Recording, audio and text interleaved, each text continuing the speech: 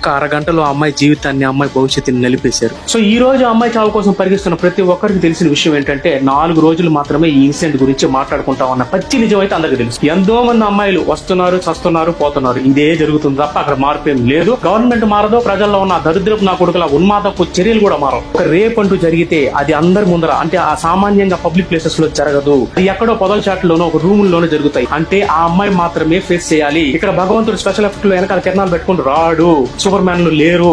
ఆ అమ్మాయి మాత్రమే, ఎవరైతే దాడికి గురవుతుందో ఆ అమ్మాయి మాత్రమే లేచి తిరగబడాలి. ఇంకొక నా కొడుకు అమ్మాయి మీదకి రావాలంటే, వచ్చపడేటట్టు అమ్మాయి చేయాలంటే మాత్రం ఖచ్చితంగా కరాటే అనేది, ఫైటింగ్ స్కిల్స్ అనేది కంపల్సరీగా నేర్పించండి. మీ ప్రాణం మీదకి వస్తున్నప్పుడు మీరు తిరిగి కౌంటర్ అటాక్ ఇవ్వడం అనేది ఎటువంటి పరిస్థితుల్లో తప్పవదు. ఇది రాజ్యాంగం కూడా చెప్తుంది. కాబట్టి ఖచ్చితంగా మీరు ధైర్యంగా ఉండండి. ప్రజలందరూ కూడా దయచేసి తల్లులు గాని, తండ్రులు గాని మీ పిల్లలకి కరాటే గాని లేకపోతే ఫైటింగ్ స్కిల్స్ గాని నేర్పించండి. అలాగే ఈ వీడియోని మాక్సిమం టు మాక్సిమం అందరికి షేర్ చేస్తూ జాగ్రత్తగా ఉండండి. స్టే ట్యూన్ టు తెలుసుకుందాం మరి.